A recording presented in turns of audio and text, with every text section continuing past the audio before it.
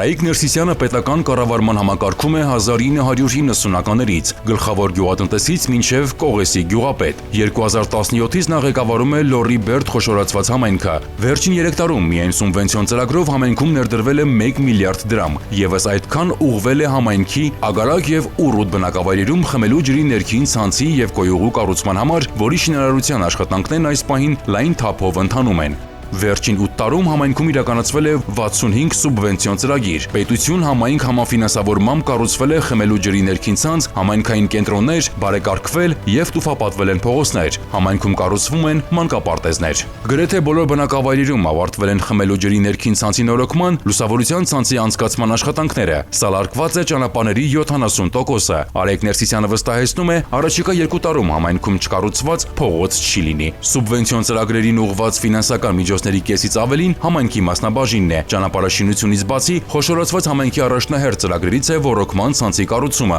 որը երբեք չի եղել։ Խոշորացումից հետո համայնքի վարելահողերի 80%-ը մշակվում է, ինչը Արայիկ Ներսիսյանը համարում է համայնքի տնտեսական զարգացման կարևոր նախապայմաններից մեկը։ Լոռի Բերդն ունի նաև զբոսաշրջային մեծ ներուժ։ Վերականգնվում է նաև Լոռի Բերդի զբոսաշրջային այցեքարտերից հազարամյա բերդաքաղաքը։ Լոռի Բերդն ունի 9 բնակավայր, մոտ 5000 բնակիչ։ Նրանց համար կառուցել բարեկեցիկ, առանց խնդիրների համայնք։ Սա է Արայիկ Ներսիսյանի նպատակն ու գործունեության թիրախը։